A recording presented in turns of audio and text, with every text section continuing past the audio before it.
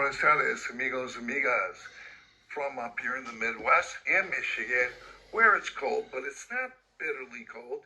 It's in the 20s, and today was a nice sunny day, and I was out there, and I enjoyed myself, went out for a couple rides, and I want to talk a little bit about Mexico and how much I love Mexico and the beautiful people in Mexico. They are the greatest. And I love everything about Mexico. It's a great place. Now, I want to talk a little bit about my experience in Mexico. I went down to a border town many years ago when I was in the service for one day. I went to pick up a chess set, an Onyx chess set with a wooden card table, and went back the same day. I was in Texas at the time. But I don't consider myself having been and just gone to Mexico. I consider my first trip Cuernavaca, and that's where I spent 7 days twice. The first time I went to Cuernavaca in 2018, my friend took me down there. His mother's from there. He was actually born down there. He came up here when he was 4 or 5 years old. And his mother was, anyway, I'll try and make a long story short. His mother got married to a guy from the United States. They went back up there, and she was up there 40 years. And then she went back to take care of her mother, help her family, who's down there in Cuernavaca, take care of her mother, who was in her 90s. And so she wound up going, and she's still down there today. Now, that was my first time I went to Cuernavaca. The second time I went to Cuernavaca, I went there and I had booked a hotel for 30 days. The same hotel I stayed at, which is the Posada Quintas La Flores Hotel. And I had a 30-day stay booked there, and I was there about 7 days. And I thought, wow, as much as I love Cuernavaca and I love the people, the climate, I just can't stay there because my English was like nothing. I mean, my Spanish was like zero, just about a little more, slightly more than zero.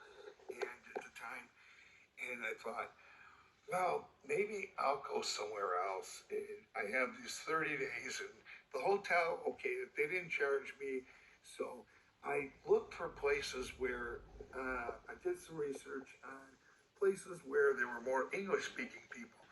Now, years ago, many, many years ago, Cuernavaca was a big spot for foreigners, and the language schools there, and people were going there to live. A lot of foreigners would go there to live, but it changed over the years. So there's not near as many as there were years ago. And I thought, well, I did some research. I'll go over to San Miguel de Allende. And I got there because I knew there were a lot more foreigners going over there. And people were speaking English, so I wouldn't feel left out as much. But I wound up getting to know the Mexican people as I did in Cuernavaca.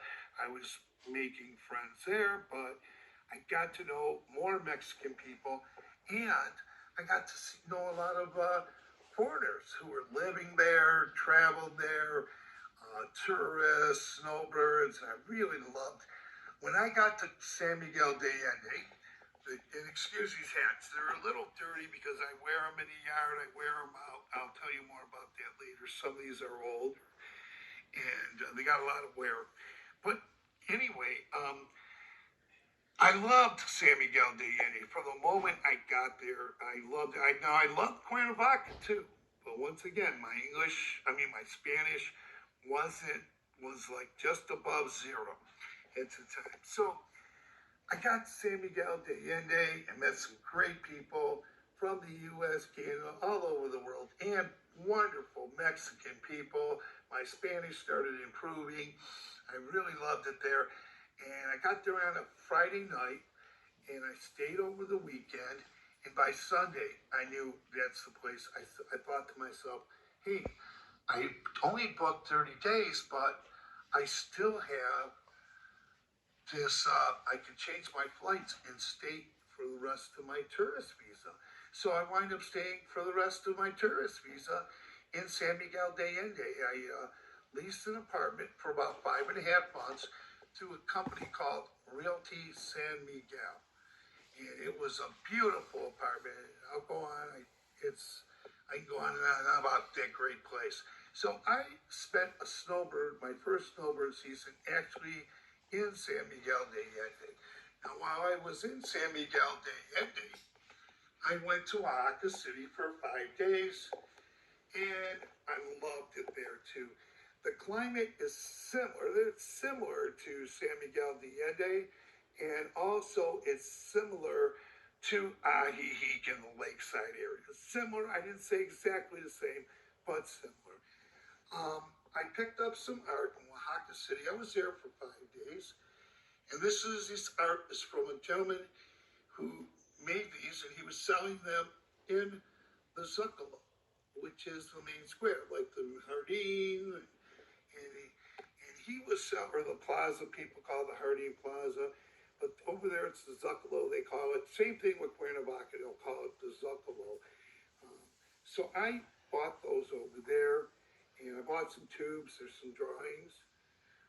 I bought, and then I have hats from San Miguel and Cuernavaca, and then that was the end of my first snowbird season. My second snowbird season, I went to Ajijic, and I really loved it there too. Now, everywhere I've been to in Mexico, I really loved it.